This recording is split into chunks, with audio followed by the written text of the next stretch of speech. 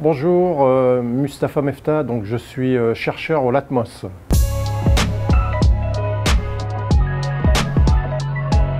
C'est une unité mixte de recherche qui dépend de 3 tutelles, le CNRS, donc le Centre national de recherche scientifique, Sorbonne Université et l'Université de Versailles-Saint-Quentin-en-Yvelines. Donc c'est un laboratoire qui travaille sur les atmosphères planétaires et sur des activités spatiales. Alors moi je suis un spécialiste en relations soleil-climat.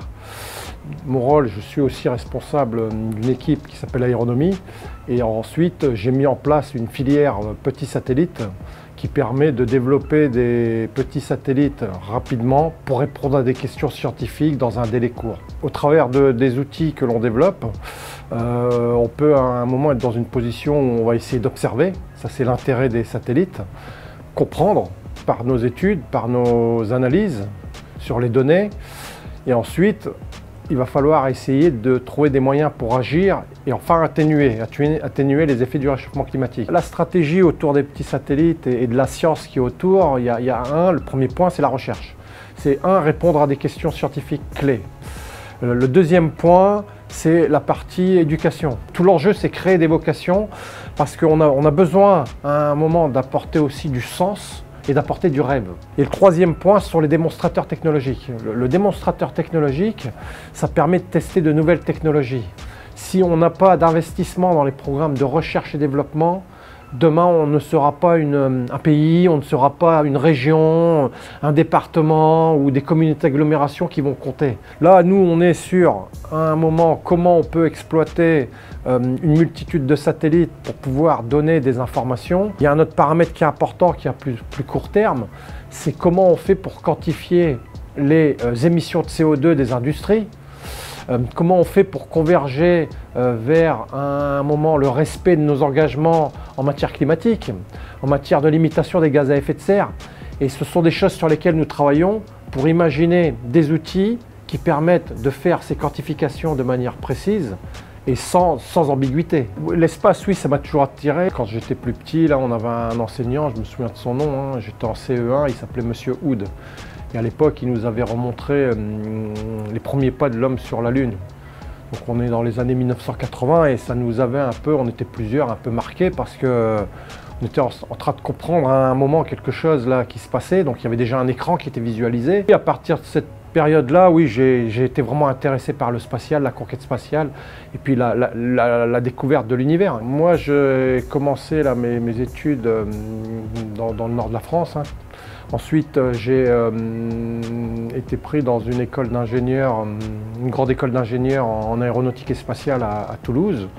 Donc j'ai déjà la formation en aéronautique et spatiale. Ensuite, j'ai fait un diplôme d'études approfondies en physique, ce qui m'a donné un bagage scientifique solide.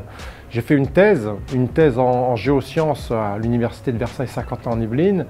Et ensuite, j'ai une habilitation à diriger des recherches en astronomie astrophysique. Voilà.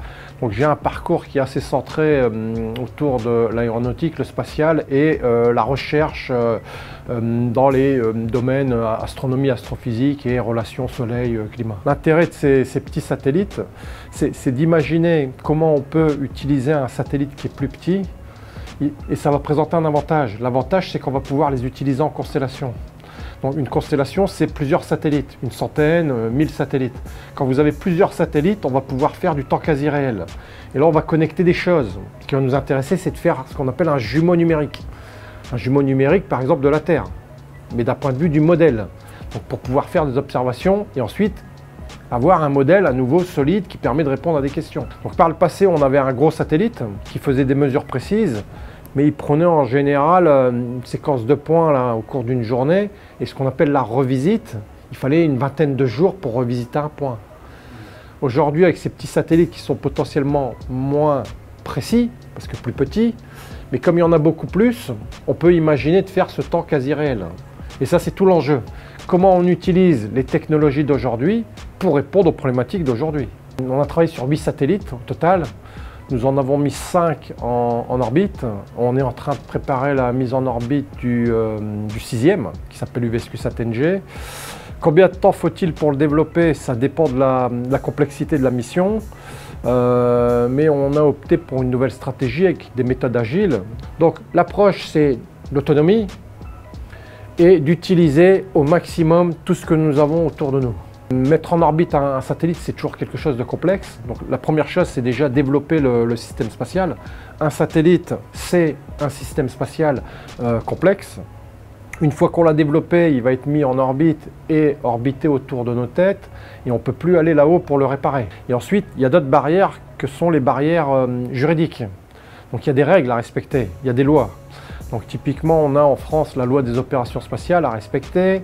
Il y a tout un circuit de droit qui doit être mis en place et ça prend un certain temps. Et ensuite, quand on met en orbite un satellite, donc dans nos cas de figure, on a un satellite français, de nationalité française, parce qu'un satellite a une nationalité. Il est sous pavillon français et qu'on va le mettre en orbite avec un pays tierce. Hors Union européenne, on va être confronté à d'autres règles et il va falloir aussi respecter certaines législations. Voilà. Dans notre cas de figure, on n'avait pas mille et un choix.